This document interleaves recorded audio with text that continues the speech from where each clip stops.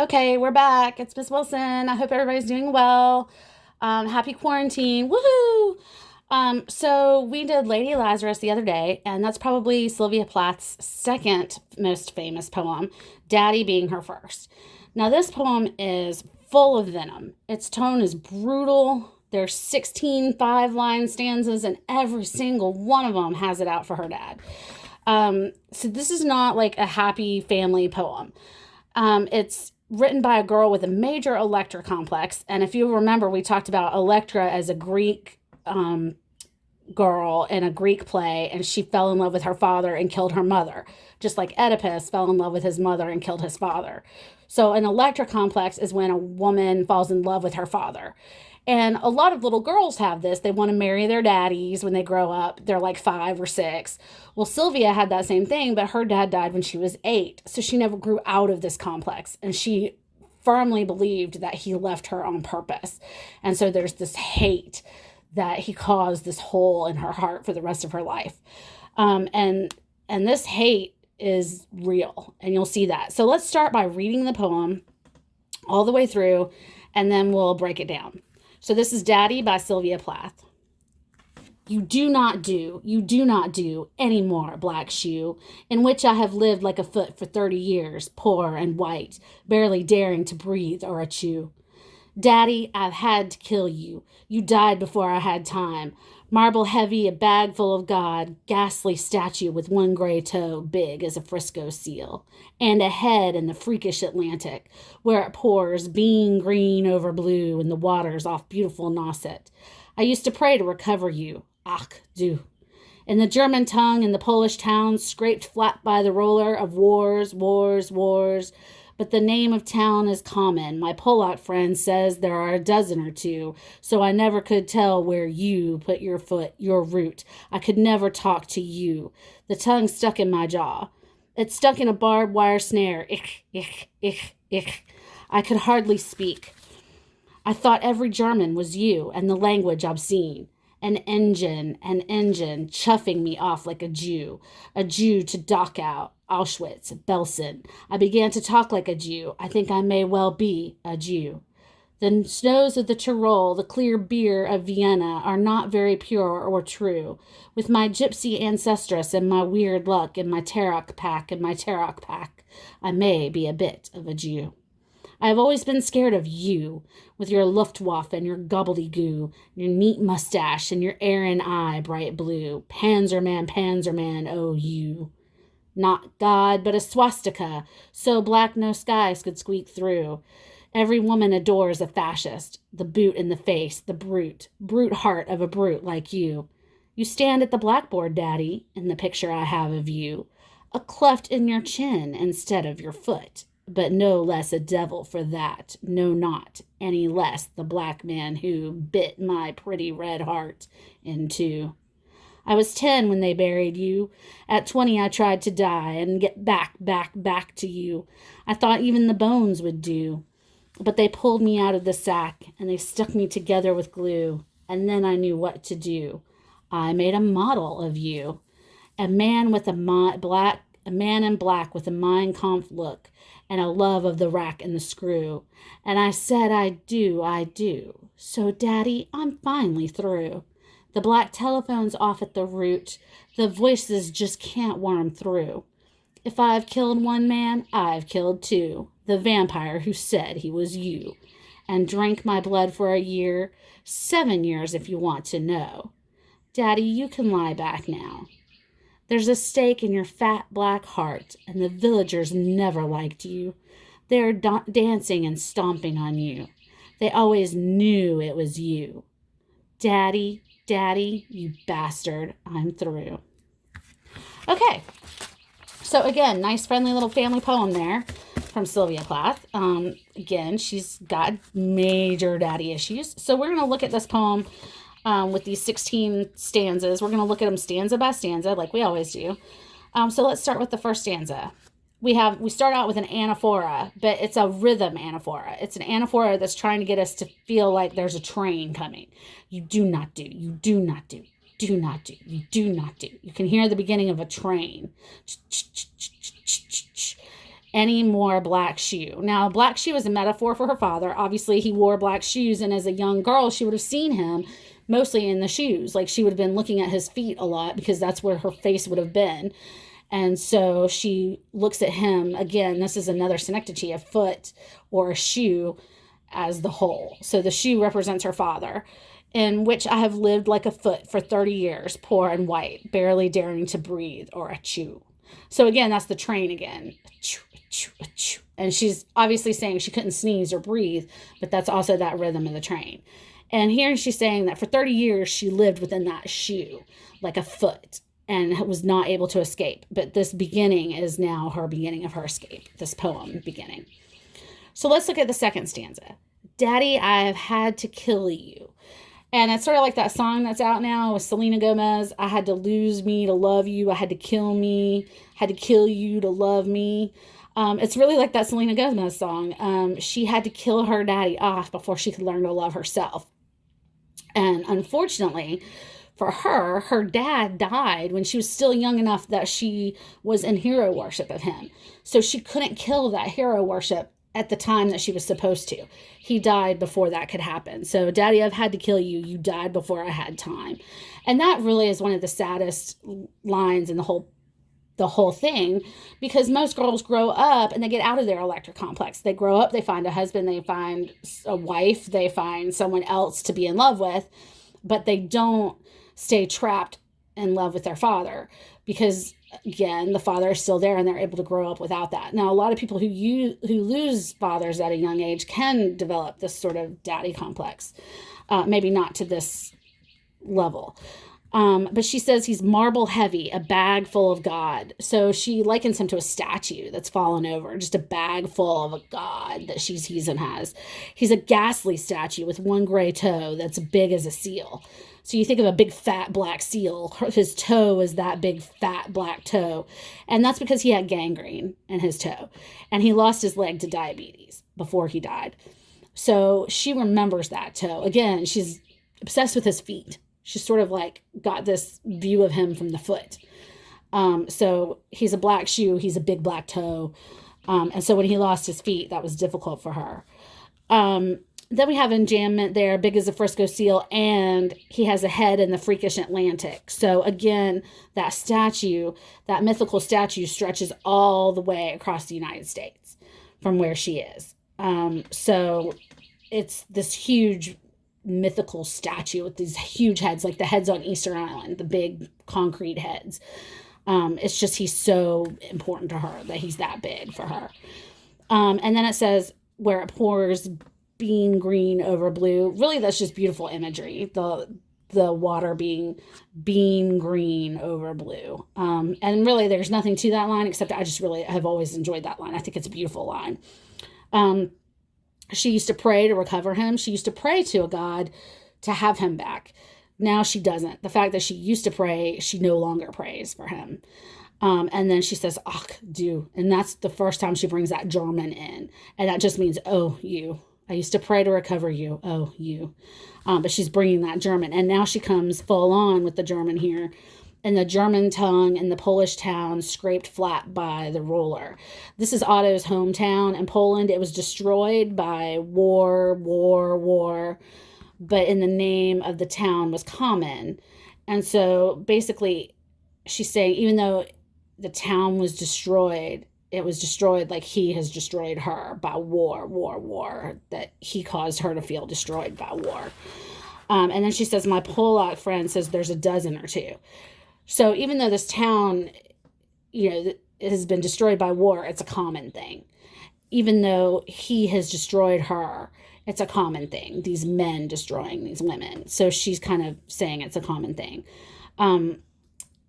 So she says she's never really sure where he was from. He says there are a dozen or two. So I never could tell where you put your foot, your root. I never could talk to you. The tongue stuck in my jaw. So to you. That's the train building up momentum again. We're back to that train building up momentum. And this line here, I never could talk to you. That's just a cry from her heart. That's a sad line. The tongue stuck in her jaw when she tried to talk to him. There was no communication between them. That's just a very sad line. And then we ratchet up the tension in the next line. It's stuck in a barbed wire snare. So not only could she not talk to him, but it physically hurt her that she couldn't talk to him. It was like her tongue. And again, I didn't write that down, but that's it's not really enjambment because you have your period there, so you stop, but the thought goes on. The tongue stuck in her jaw actually stuck in a barbed wire snare. So the thought goes on in between those two stanzas. And then she says, ich, ich, ich. And that's just the German word for I. And remember, we talked about identity as a big part of her poetry. And so she's like, I could hardly speak. She's in awe of him. She just cannot speak to him, but she's trying to find who she is in relationship to him. So again, that is her identity piece. Okay, let's see. Okay, so then she says, I thought every German was you. And this right here, he's so big to her that he represents all Germans to her. She thinks of him as more than just a man. She thinks of him as an entire country of men. And she thinks the language is obscene. That language that he was able to speak that she couldn't speak, that German language. She thought it was obscene. His language actually hurt her because she couldn't communicate with him in it. So remember, she actually is German. She's not Jewish. So remember that as we read this, that she actually has a German ancestry. She's not got any Jewish ancestry in her at all. So then we come back to the train. Remember the train that's been kind of huffing and puffing all the way through this. An engine, chuffing me off like a Jew to Dachau, Auschwitz, Belsen. I began to talk like a Jew. I think I may well be a Jew. So here, we see the engine. We meet the engine finally, and we see it's no ordinary train. It's actually train taking people to Dachau, Auschwitz, and Belsen, which are all three death camps. They're not just concentration camps. They were all three death camps. So big deal here. And she feels so obsessed with these camps that she now begins to talk like a Jew. She thinks she actually is becoming a Jew. She feels so connected with the people of these camps. So at this point, she's merging her pain with that of the Jewish people in the Holocaust.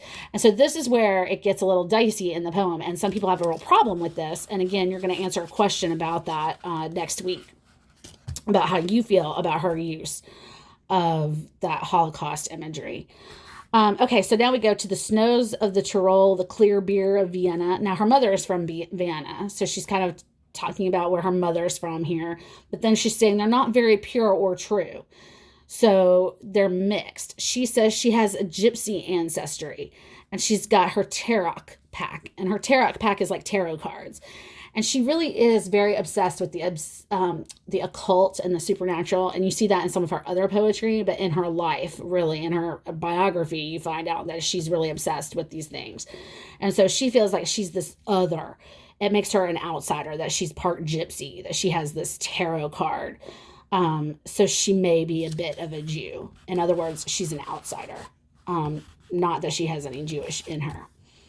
Then she says to her daddy, again, it's very personal here. I have always been scared of you with your Luftwaffe and your gobbledygook and your neat mustache and your Aaron eyes, bright blue. Panzerman, oh you.